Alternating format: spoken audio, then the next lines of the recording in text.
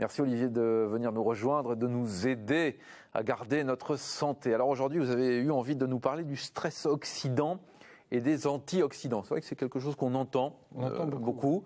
On ne sait pas trop à quoi ça correspond. C'est quoi alors ? Alors, les oxydants, ou plutôt l'oxydation, c'est une modification de structure des molécules, des atomes, et qui est un élément fondamental dans notre vie. Ça nous permet de vivre, ça nous permet de fabriquer de l'énergie, ça nous permet d'être ce que nous sommes. D'accord, c'est un rapport avec l'oxygène ? C'est un rapport énorme avec l'oxygène, parce que l'oxygène est le principal acteur de l'oxydation. D'ailleurs, quand on regarde le mot oxydation, ou plutôt oxygène, on voit que c'est générateur d'oxydation. C'est pour ça qu'on a le mot oxygène. C'est le principal acteur de l'oxydation des tissus, et c'est de ce dont on va parler. Donc c'est indispensable. Indispensable pour nos cellules. Et c'est autrement. Indispensable pour vivre. On ne peut pas vivre sans oxygène. Et si l'oxygène a cette importance, c'est notamment parce que les réactions d'oxydation, et on appelle ça d'oxydoréduction, c'est-à-dire, Laurent Dereux, je vous donne un électron, vous allez le donner à quelqu'un d'autre, et les molécules, les atomes passent d'une molécule à l'autre, et c'est ça qui va nous permettre de vivre, de se déplacer, de produire de l'énergie. Voilà. Alors, on parle de stress oxydant. Ça veut dire quoi ? Ça peut être toxique ? Le stress oxydant, pourquoi ? Parce que la notion de stress, c'est une notion de déséquilibre. Parce que la nature a prévu que l'oxydation soit utile pour nous, bonne, indispensable. Mais s'il y a un stress, c'est qu'il y a un déséquilibre. C'est-à-dire que s'il y en a de trop, ça va créer un déséquilibre. Parce que notre corps, la nature a prévu que nous avons donc la capacité de gérer l'oxydation, et on a la capacité de la gérer parce qu'on fabrique des antioxydants. Et que cet état d'équilibre nous permet d'atteindre ce qui est normalement un bien-être de santé. Est-ce qu'il y a des exemples visibles du trop-plein ? Des exemples visibles d'un excès d'oxydation, les rides, la peau. Ah oui. C'est-à-dire que l'agression des ultraviolets du soleil vont procéder de mécanismes avec ce qu'on appelle les photons, l'énergie de la lumière, et un mécanisme qui fait intervenir ce qu'on appelle des radicaux libres, qui procèdent d'une réaction d'agression par oxydation des molécules. Donc pas trop de soleil. Pas trop de soleil, c'est pour ça, oui, pas trop de soleil. Oui.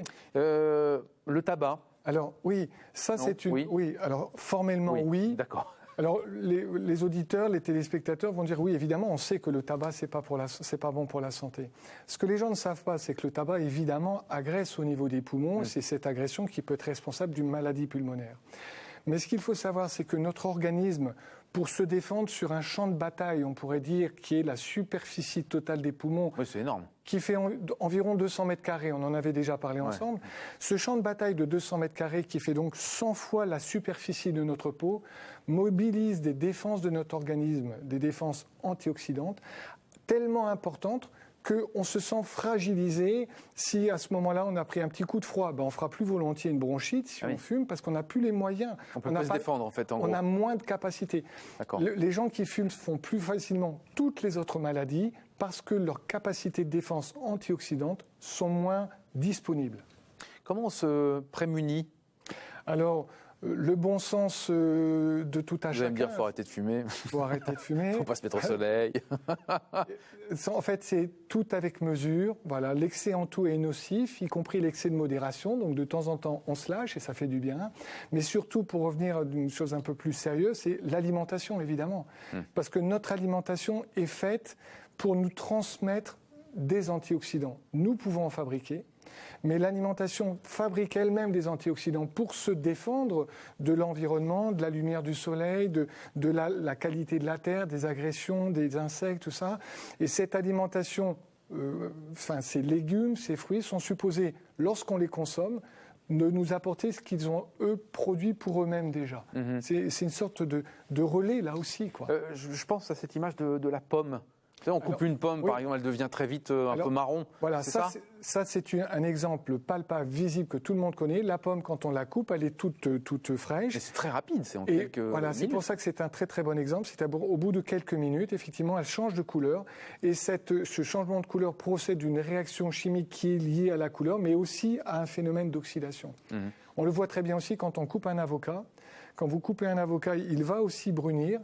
Et à l'endroit du noyau, il ne brunit pas. quand vous enlevez le noyau, vous voyez que c'était la couleur d'origine, parce qu'il était protégé de l'oxygène, et ça montre bien que c'est l'oxygène qui change la nature. Est-ce que tous les fruits, tous les légumes se valent? Pas du tout. Ah. Alors clairement pas du tout, parce que effectivement, si vous mangez un fruit et un légume qui a été élevé dans des conditions naturelles, ce que Dame Nature a prévu pour ces fruits et légumes, eh bien, ils auront produit les antioxydants qu'ils nous donneront ensuite, comme dans un cycle normal de la nature, de ce relais. Voilà.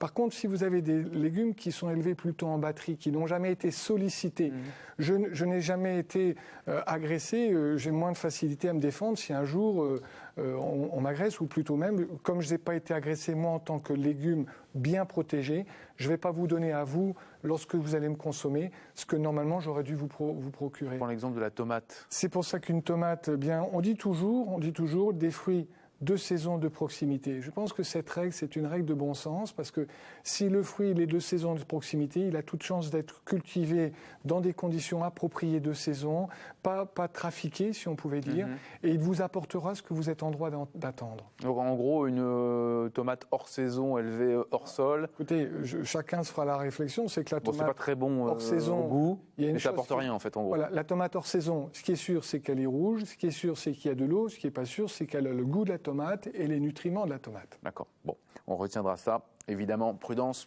et on mange des légumes de saison. Saison de proximité. C'est important. Et les antioxydants en pharmacie, toutes ces préparations alimentaires, tous ces compléments alimentaires, là, il faut avec tact et mesure. Il faut faire attention à ne pas en prendre de façon excessive. On revient sur l'excès. Un grand merci Olivier d'être venu jusqu'à nous. Rendez-vous dans 2 semaines avec une autre chronique autour de notre santé.